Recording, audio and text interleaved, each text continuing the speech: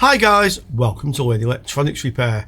This is the EVGA ATX power supply, the one I found in the right state at the car boot sale, and I gave him €10 for it, not realising quite what state it was in. Okay, so original problem, had standby but nothing else.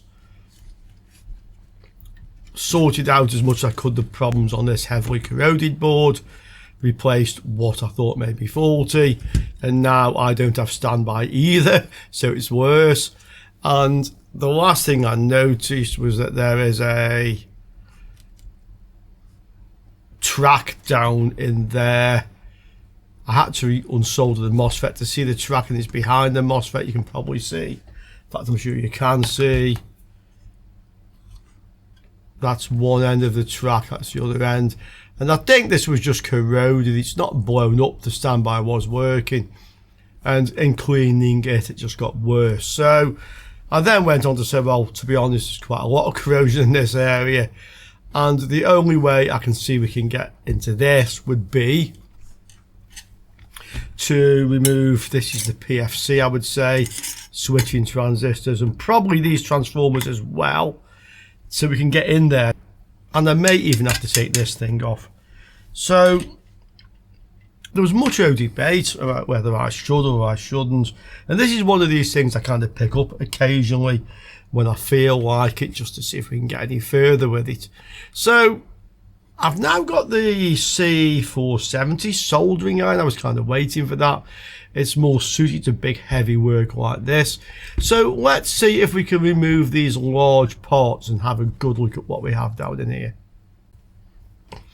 This is the high voltage side of the circuit, so here and here, okay, as far as these transformers. This is all on the low voltage side, like this L shape.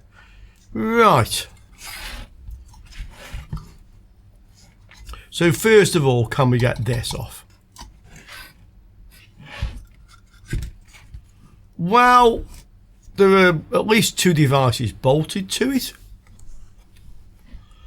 and I can't unbolt them because the large capacitors are in the way. The next one, again, there are, well, one device this side, some on the other side, and I can't get to them again because the large capacitors are in the way. So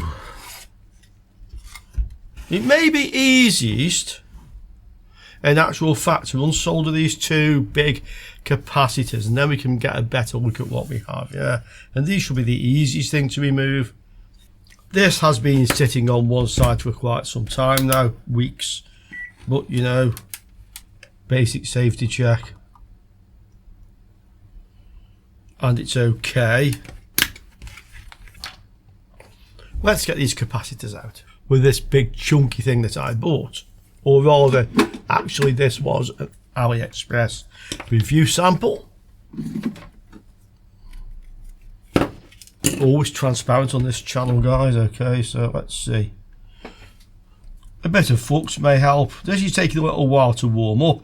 Now, somebody commented to say that you needed a 250 watt solder station for this, 48 volts. I'm not actually sure that is correct, and the reason being, I'm just going to show you. Yeah, you can see the soldering station now. I'll make this a bit bigger so you can actually see the display on it better. Okay, so we can see the temperature going down, and when I get hold of this, this is the power flicking between 90 and 100%. Once it warms up, it goes to 1 or 2%. So if the station has trouble driving this when I'm actually trying to unsolder large components, we should see this hitting towards 100%. Okay, what's it actually do?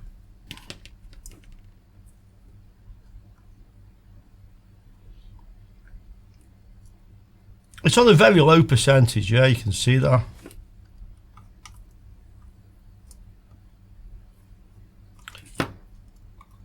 So the station isn't having any problem powering this when it's actually being used, at least for what I'm using it for at the moment.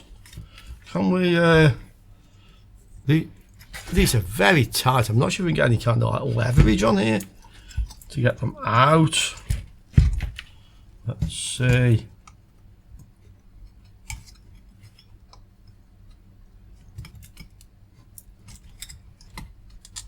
Yeah, I managed to move it just a tiny bit. I'll just get behind the other side of it, see if we can move it back, and this should gradually, hopefully gradually, kind of wiggle it out of the board. No. The only other option, if I can warm both pins at once. Yeah, that got it. Okay, so out it came. Power of the soldering iron. We do know which way round this goes, I hope. Well, we can see that the hashed area is the negative because there's another one there. So assuming the hashing is also under here. It looks like these are in parallel, so it looks like this is the negative end where the lines are. I mean, some manufacturers of things actually, you know, put it the other way around, like the white areas are positive, yeah. Okay. Well, we know it comes with the negative towards the heatsink there. So again, you'll see the stations run up to 100% while it heats.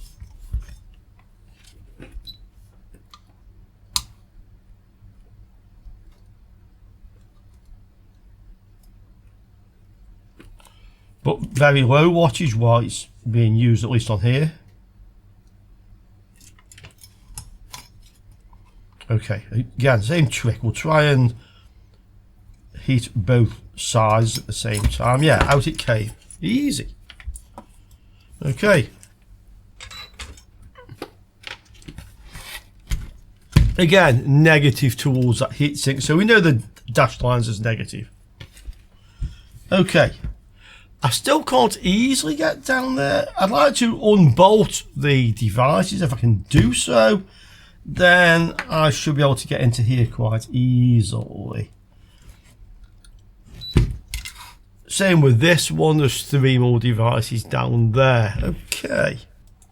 I may be able to get to this one. No. Other option is whether I can actually loosen them, and I don't think I can. Maybe with some better pliers. We can try this.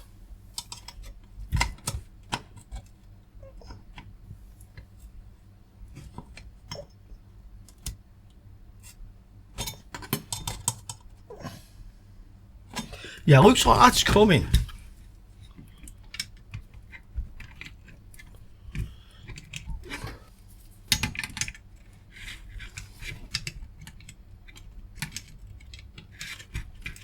Yeah, this is coming.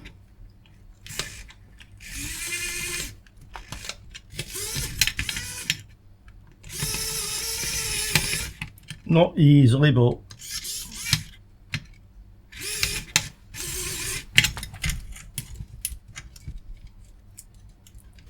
yeah, that's out. So, well, that makes it a little bit easier at least. There's a pin here from the heatsink, and there's another one. You would assume there, but I don't actually see it. Maybe this only has one mounting point. I don't see the mounting point under here.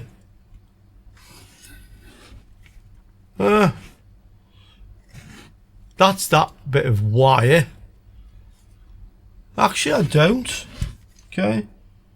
Let's try the same technique. So, no, can't get down there. I've had one of those kind of like flexible screwdrivers. I may have actually something like that. But the problem with this, although it's flexible, it's too long. I have the flex I need, but it's too long to get in there. Oh, typical.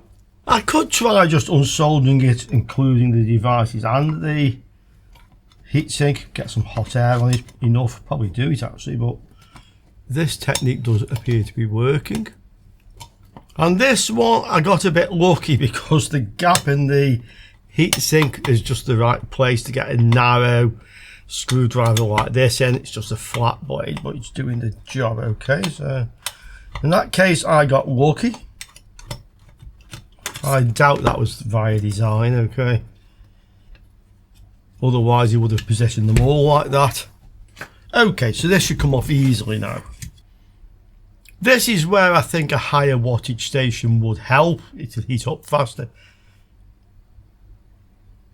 But then this would have to be running to higher voltage. I don't know what the rating is, to be honest, for the C470. Somebody said 48 volts. Somebody else disagreed. Okay, so once again, it's not drawing a lot of power. That came out.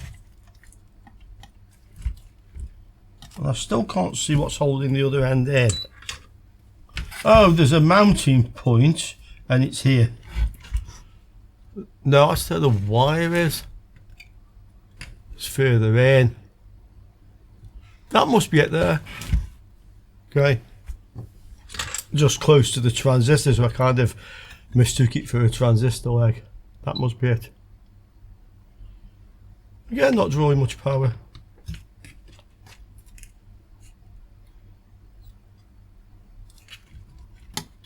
Off.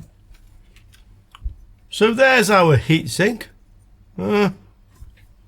Now for the transistors. Easiest way I find to do this is to push something like that through the hole, because it fits just nicely.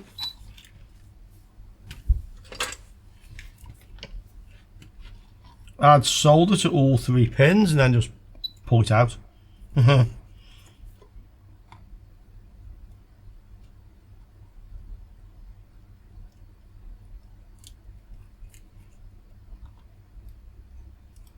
Okay. Just warm all 3.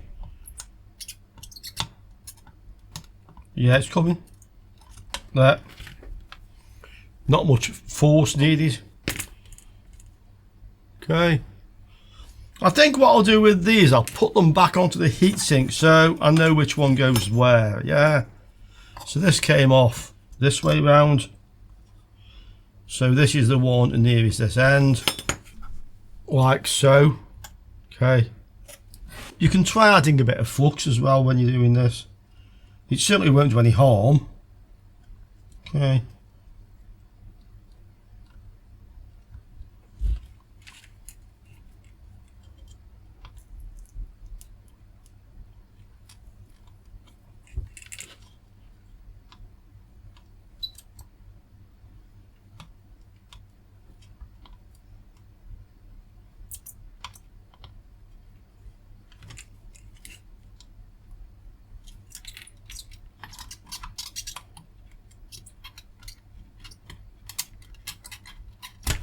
Okay.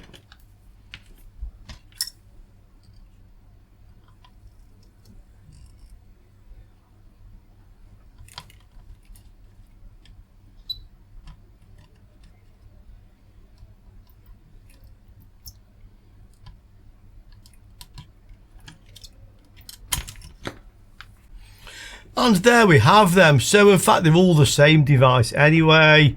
6R160C6. This thing here is not an insulator, by the way. That is a ferrite bead. So that basically makes an inductor together with the pin. This is the gate of the MOSFET. Assume this is a MOSFET. Let's have a look. We can test these. I know there's no short circuits in the power stages of this, the high voltage. Could be open. Yeah. And channel MOSFET.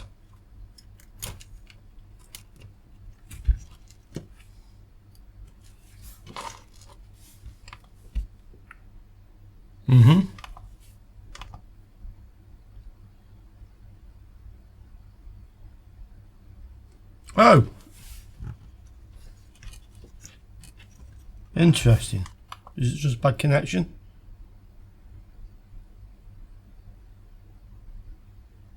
No, we actually have one bad.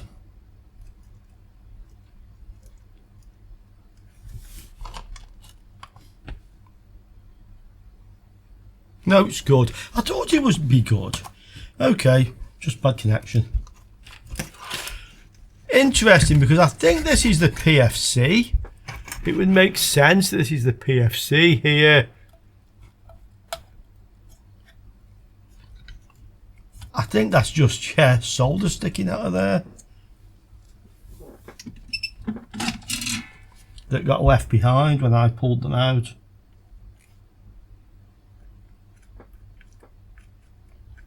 Yeah, it melted. All the pins are on the components, so I didn't see it being one of those. Yeah, right. So I would have thought this is the PFC. So you normally expect to have 2 MOSFETs and a diode, or 1 MOSFET and a diode. Could be that it's using the 3rd MOSFET like as a synchronous rectifier instead of the diode. I mean, if the controller supports that. And we don't have a data sheet for this controller, that's the problem. Yeah, we don't have a data sheet. We think we know it may be FAN6600, but that's about all we do know. So we've got them out of the way. Now that should give us, yeah, access to all these. The only one being the problem is that one. Okay, so let's get these out. Okay, so I've unscrewed all those. This one is very difficult to get to even using the pliers, but I think now, because there's only one device on this side, I may be able to unsolder the supports and kind of like bend the whole thing that way, because I have a bit of space. That'll just lean this component over. If I can do that and get this out of the board, I can easily unsolder that device. The other option would be to use a solder sucker and unsolder that device first. But let's try this. Yeah, so one of the mounts is here, and the other one is there at this end. Okay. I may be able to flex this enough to get this out, basically. Just bending the legs on the other MOSFET. It moved a bit. Okay, let's go for the other end. And that's here.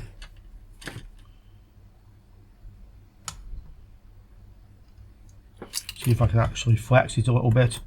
Yeah, it definitely moved. So come back to this end, let that cool down. Okay. That moved more.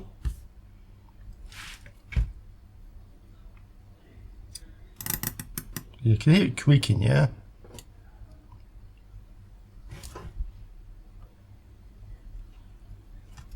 Okay, I can't seem to move it more than that.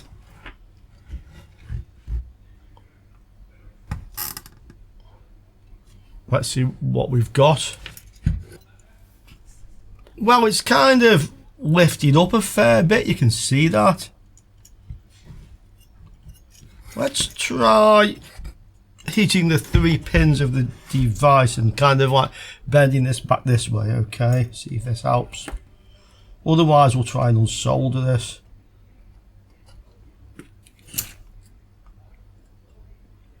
With a vacuum desoldering tool.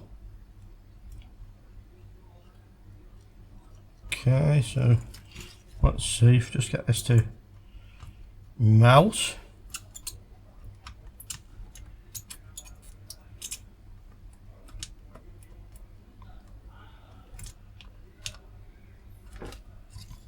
Not easily. Oh yes. Okay, so I've now moved the whole thing back. The transistor has come out to some extent, so let's go for this again. So heat this, push it. Same with the other end. Yep, it's moving. Back to this one. Moving back to this one. Yeah, that worked, but it wasn't good for the PCB. You see that little wire there? There won't be any internal layers on this, but I have to take a bit of care when I resolder that. So that was this bottom pin. Yeah, I need to make sure it's soldered on both sides. So I'll just make a kind of a mark on that so I know about it.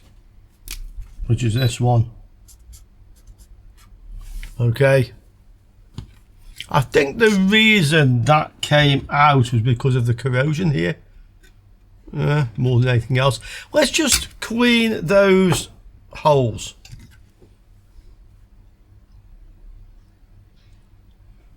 Which, with the device unsoldered, shouldn't be too difficult. Yeah.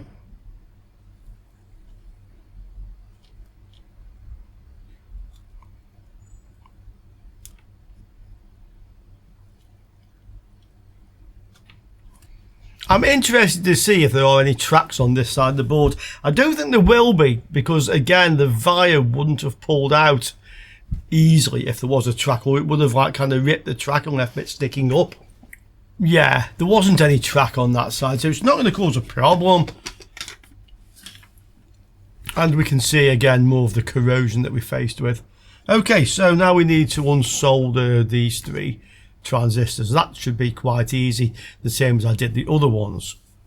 Okay, those came off as well. I've taken this opportunity to clean the holes and the ones over there as well. I used the vacuum desoldering tool to do that. It's very easy once the component has been removed.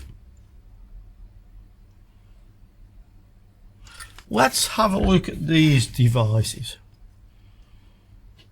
Again, I have no suspicion that these are faulty, but 17N, 80C3, two of them. This is a diode. Okay.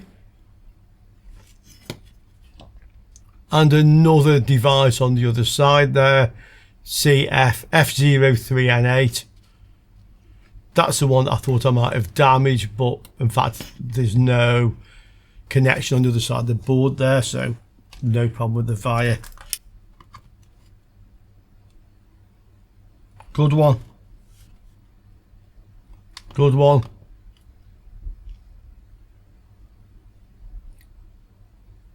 Diode.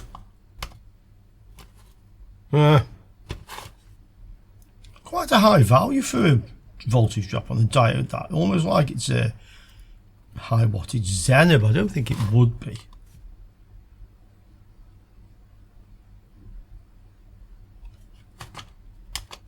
Well, it certainly has an unusually high voltage drop. What are you?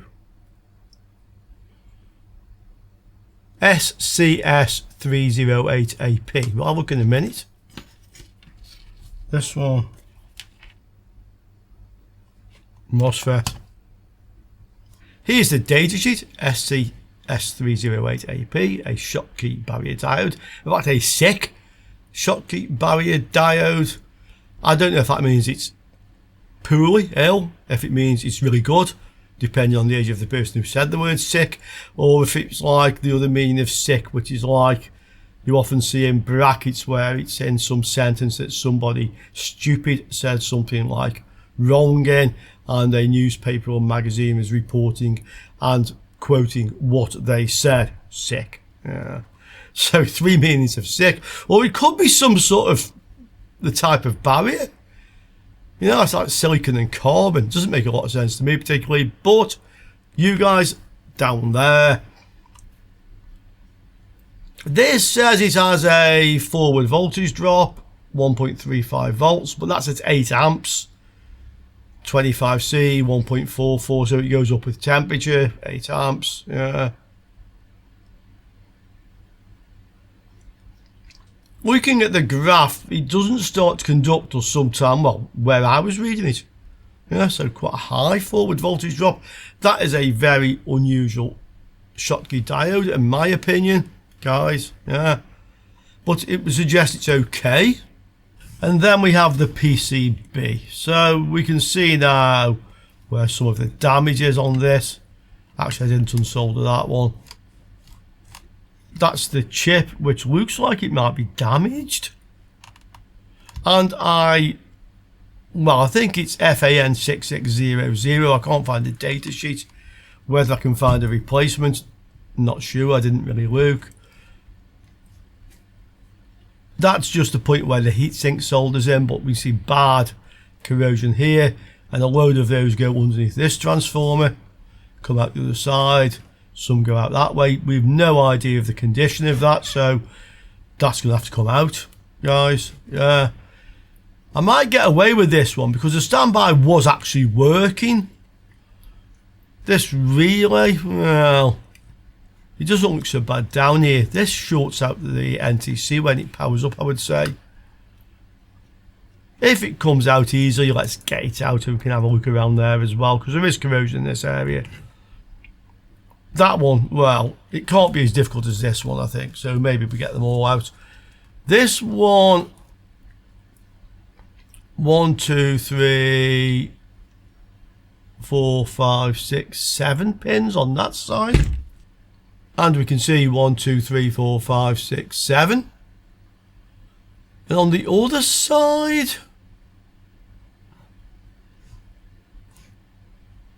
let's look. Oh, I don't like the look of this. Can you see down here? There's like a very thick thing there. And looking at the other side, there's probably one behind it.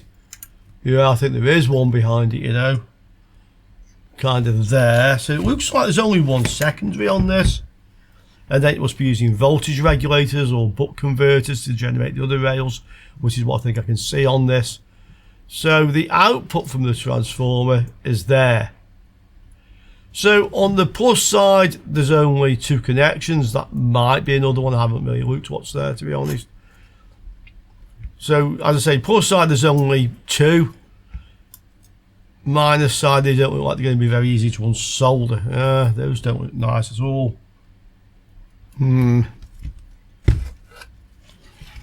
That would sort of explain then what is happening here. So we have another board here, another inductor here.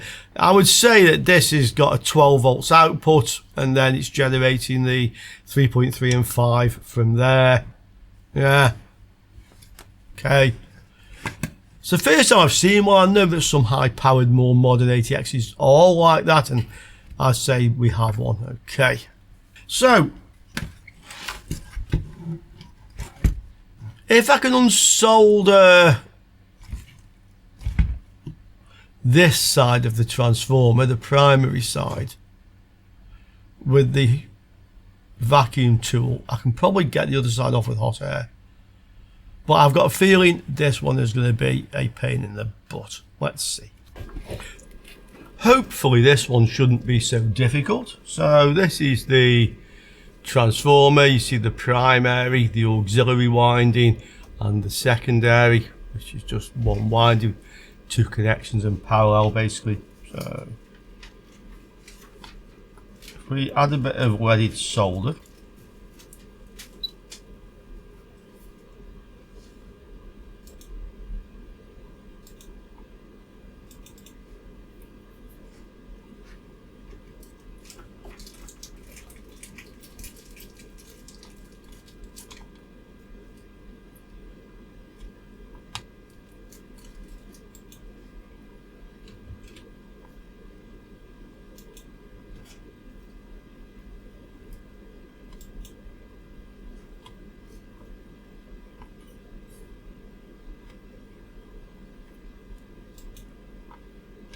okay, won't worry about that dredge. So the vacuum desoldering tool probably won't do this by itself, but if we use a hot air in conjunction with it, that should do the job.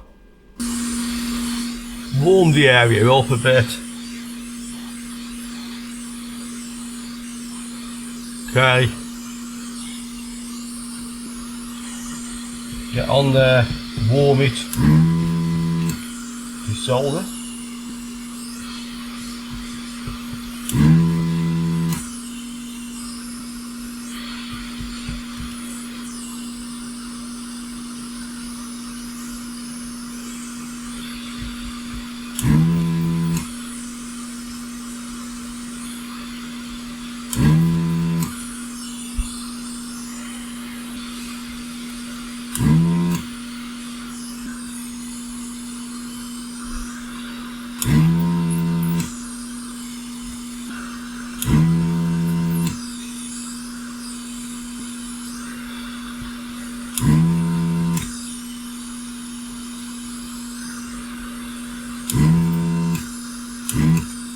Let's see if that got it. Just check that these are actually loose. And they're not. You can see that they're not actually desoldered. They've gone to one side. They're all stuck. Okay.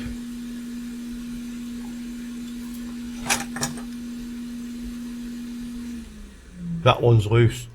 That one's loose. That one is. Okay, so this side are all loose. It's just the other side. Once more. Now try and push it away from the side where it's stuck.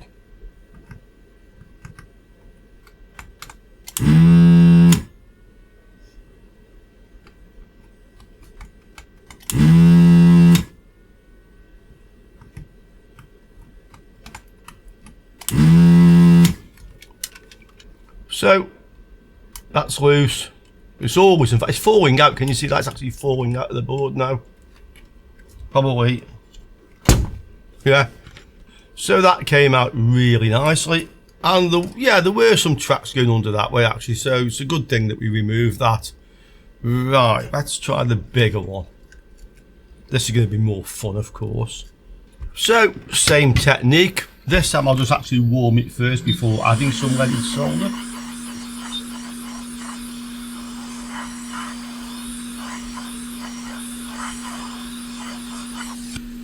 That should help the solder flow more easily.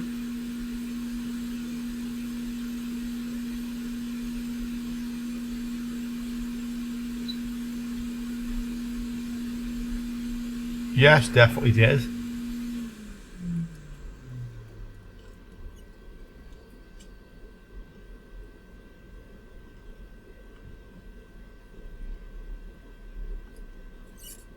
Seven of them. And now the same method.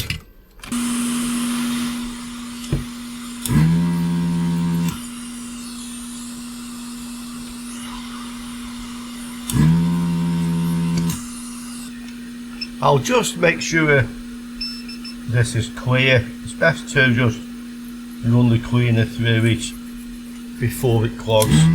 Okay.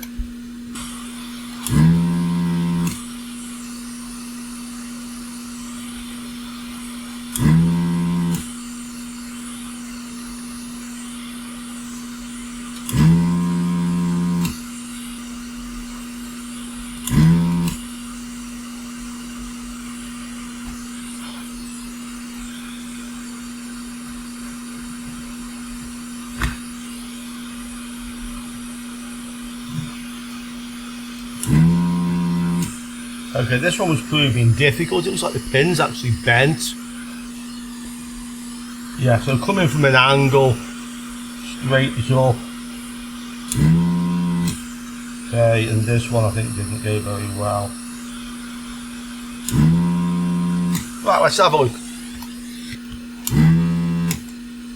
That one's clear, and that one, and that one. This one isn't. That one is. That one is now. That one is also clear. So it's just this one, or that is now. Yeah, they all seem to be free. Maybe a little bit more on that one.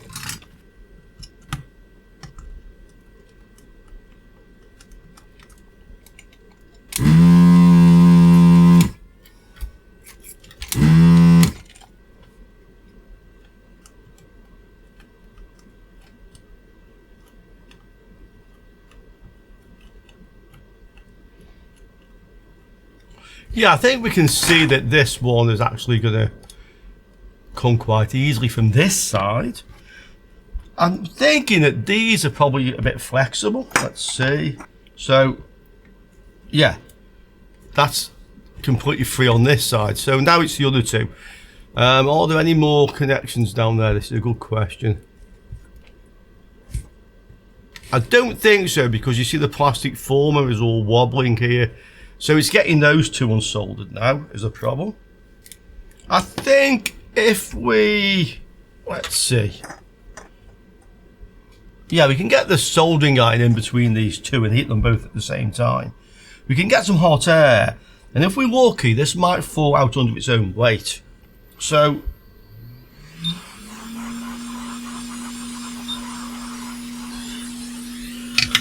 that should have warmed it up quite well. I have this wedged under the transformers. I can kind of like lever it if it doesn't just fall out.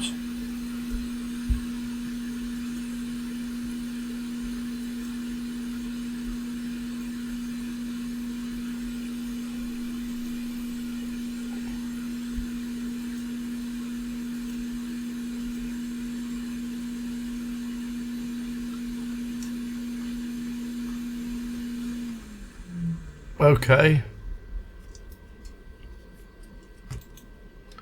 Right, I think I have that melted. Let's see. It's certainly liquid, but the thing isn't going to easily come out. Okay, what's holding that in place?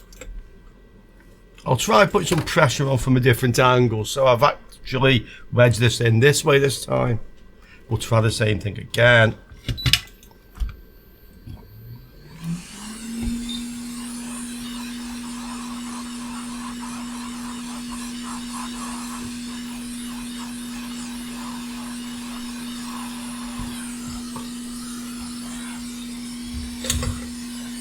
This time with both hot air and the soldering iron.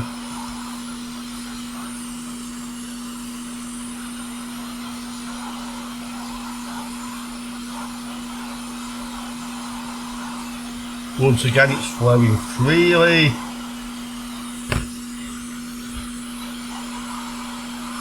But won't come out.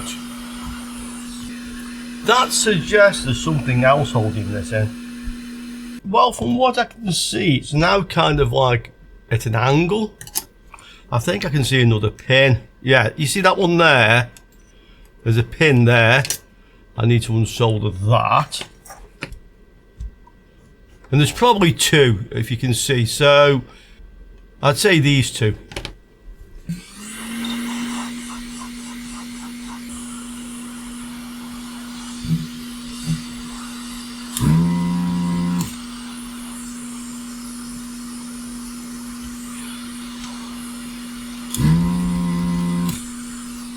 Okay, so that's three.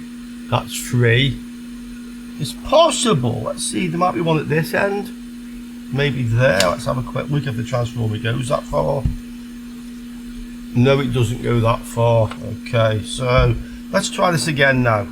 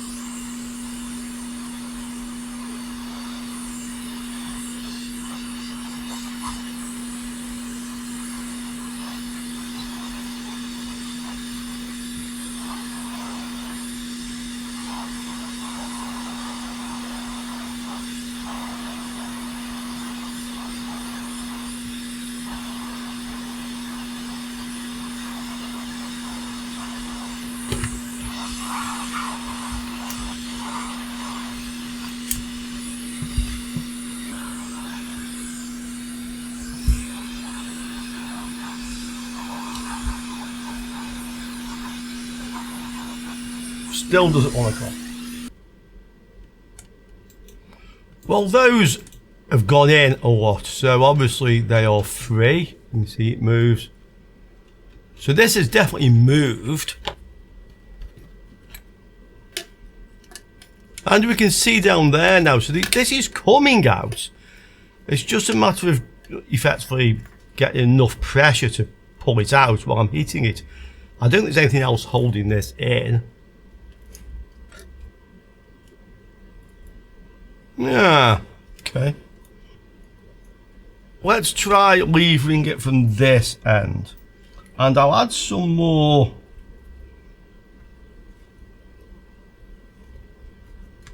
leaded solder. You can see that these are obviously pulled in a long way, at least one of them has. Yeah.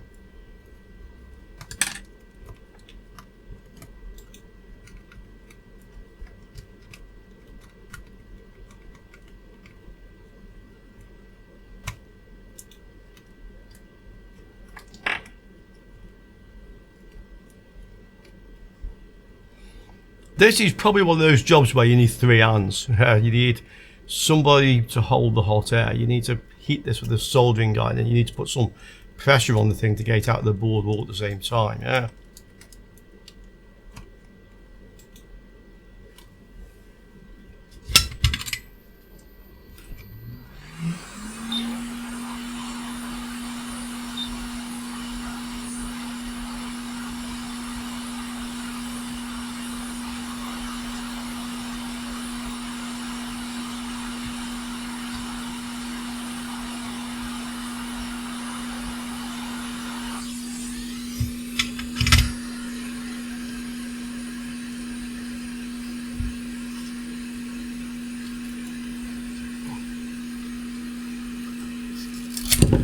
Done.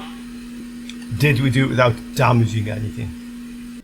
Well, here is the transformer, quite warm, but looks okay. So yeah, those 2 pins were there. There wasn't any this side, as I thought. This is what was initially holding this in. Now you can see like a very thick winding there, but it's clean, so shouldn't really be a problem to resolder that. And the PCB looks good. And now we can see all the tracks which go under here.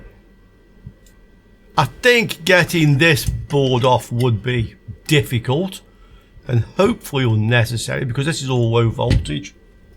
It's basically held in with all these connections here, all this metalwork, very thick, heavy connections. You can see where they're soldered to the board, and it's screwed there and there. What I can see is there is an opto isolator down there, which is very rusty, so we should try to get that out. That should come out okay. Yeah, and this chip I think we should take off as well. This should be nowhere near as difficult as what we just did. So again, just give it a bit of a warm.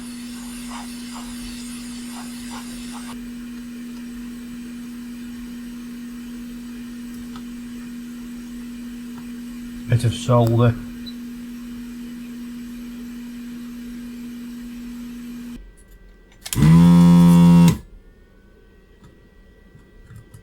I'm just using the tool to bend these back straight.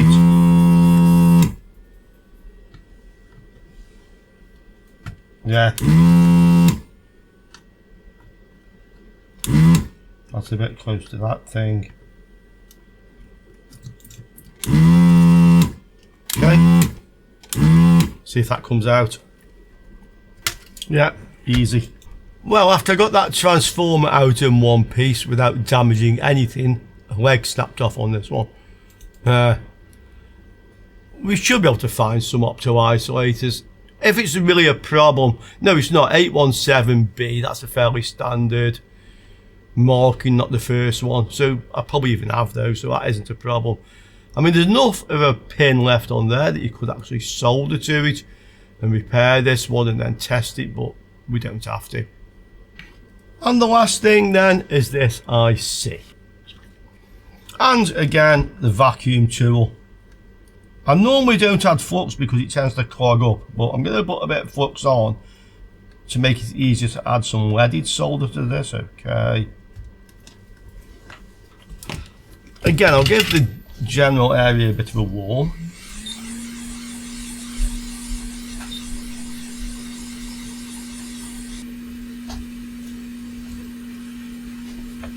This time I'm going to use the BC3 tip because it's a little bit crowded around here.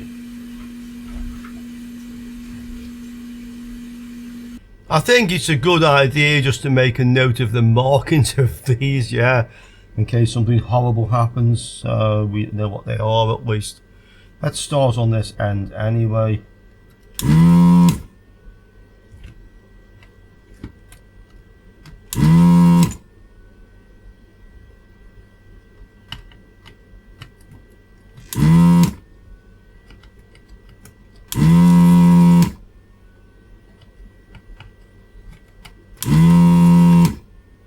So again, I'll just check all the ones that are loose.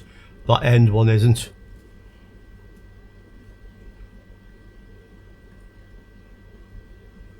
That one isn't quite.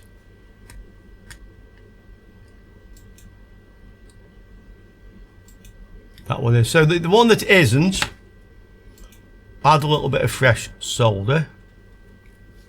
Give this one a warm with the hot air and use the vacuum tool at the same time.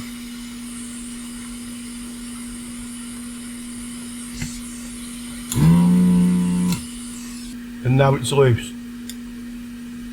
Okay, this side, loose, loose. That one is, that one maybe. That one is, yeah.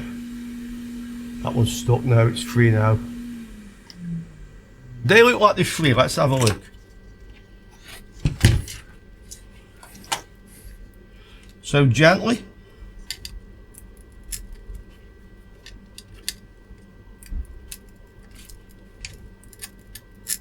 Does not easily want to come, so there's definitely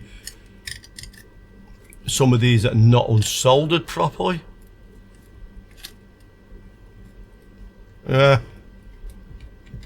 So we don't want to be leaving that out. We want to go again. So I just used the hot air and just went on all of them again, and actually it just fell out now. So I didn't add any more solder, I just hot air, solder stuck on each one, and there you go.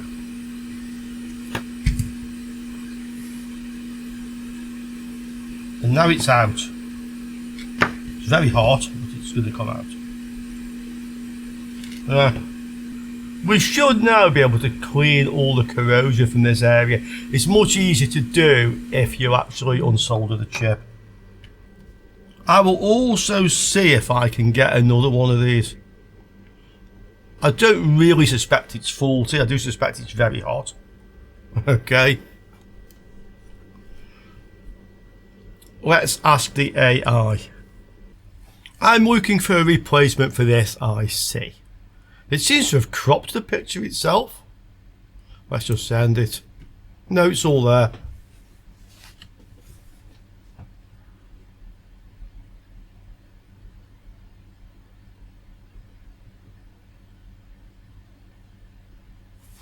It's asking me what the circuit is used. Share details about the board. Okay.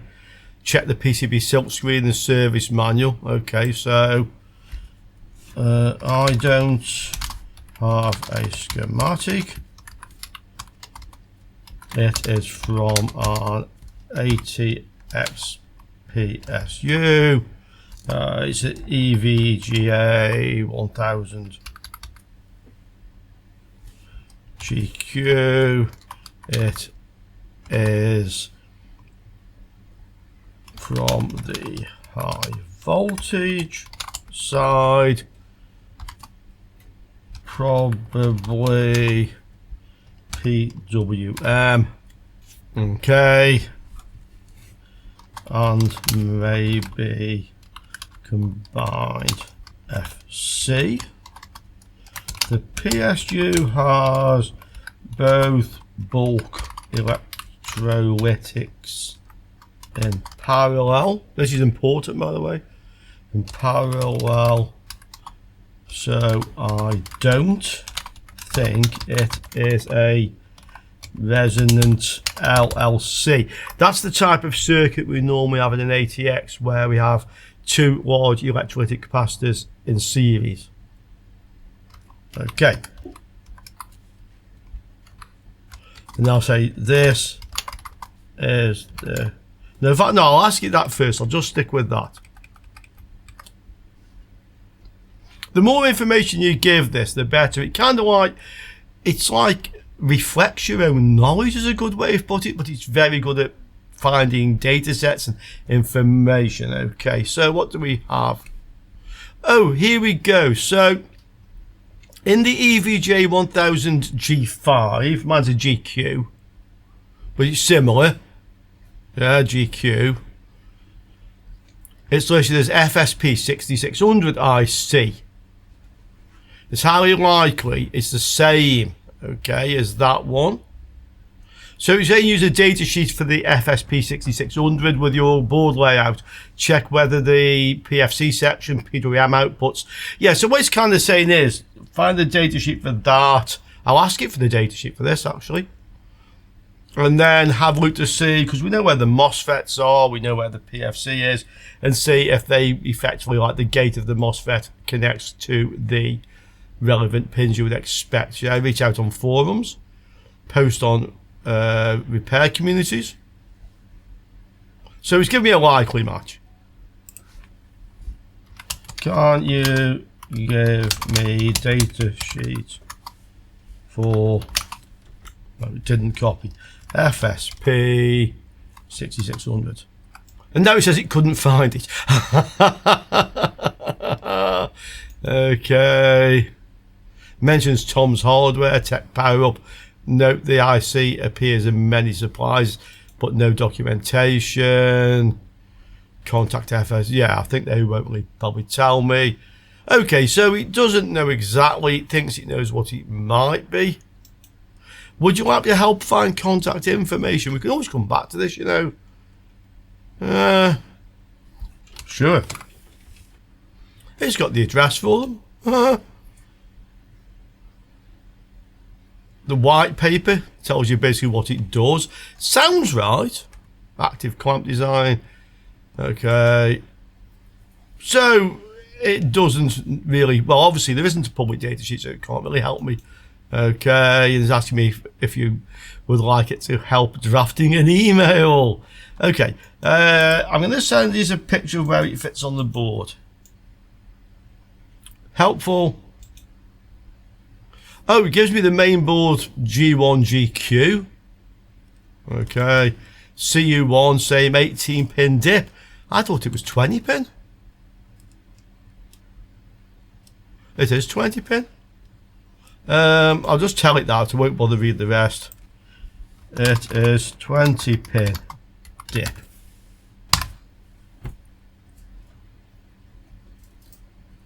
The IC in your original image was 20, not 18. I mistook it earlier. Okay, so it's corrected itself.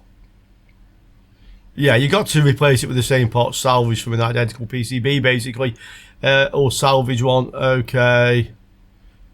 Look for dead or donor boards. It's given me some models which would contain them. That's handy. Okay. Search platforms AliExpress to see if we can find one. Okay. We'll try that. Well, I can buy them. Okay, I can buy them. So that's a possibility. Okay, that is a possibility. Right, I'm going to ask you something else while we're here. This PCB is heavily corroded. I already removed the large components in the worst affected areas. Please. See, I'm polite with it, by the way. Please, I don't tell it to F itself, because like a customer, yeah, if a customer comes in here with a bad attitude, they're going to get bad service. Yeah, the niceness of the customer is directly proportional to the service they get. Yeah, so I'm nice to the AI. Okay, if I programmed it, I would have programmed it that way.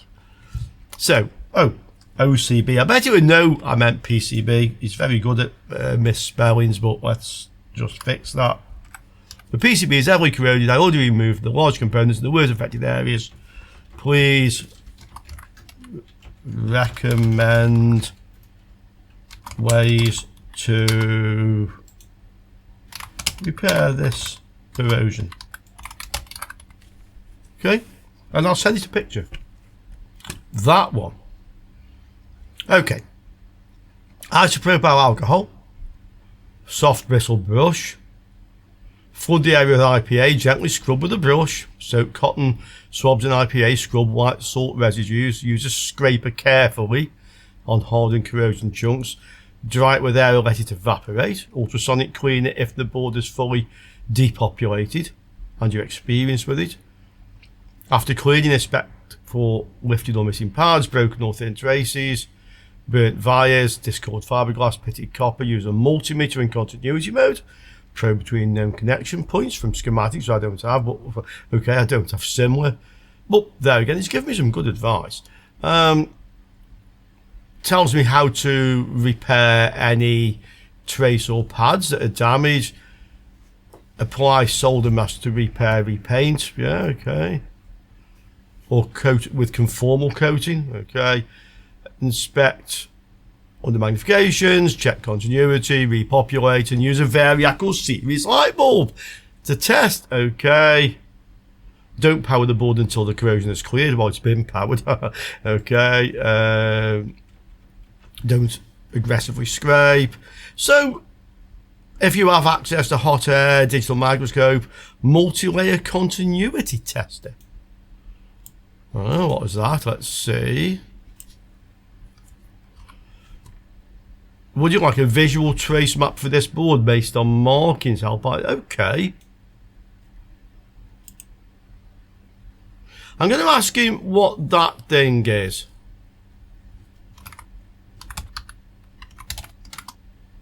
I'm going to tell it I don't use a digital microscope.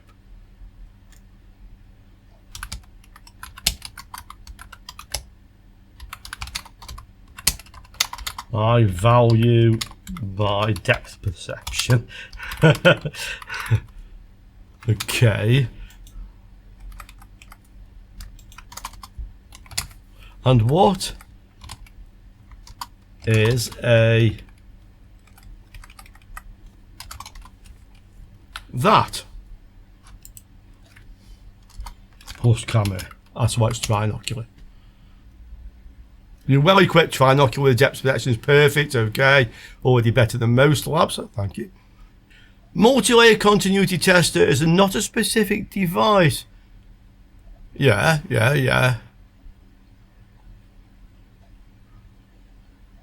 Advanced methods for testing continuity through inner PCB layers. Still interested in this thing. Oh, this says I already have the tools to do it. Okay. Fine. Oh, we have a curve tracer. Okay, I'll tell it that as well. So I don't have that. There was another question somewhere in here.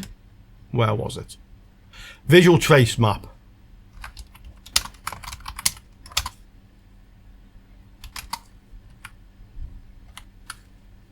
Okay. Ha. Okay, and now it says I'm not currently logged in. So it's given me a Python script anyway to install. So I'll leave that there right now. We can come back to this. And the reason being is because A, I can log in on my other accounts, and B, we're going to do the corrosion rework on the next installment. Yeah, this one is way longer than I intended. You know full well I keep picking this up from time to time and I'm not doing something else. So, you know what AI said. Let's see what it can generate for us. Interesting to know what you guys say. Do you think we'll actually be able to fix this thing now? We certainly are getting somewhere in the right direction. I'm confident of that. Okay, hope you enjoyed it, and I look forward to seeing you all soon again on Learning Electronics Repair. Ciao for now, guys.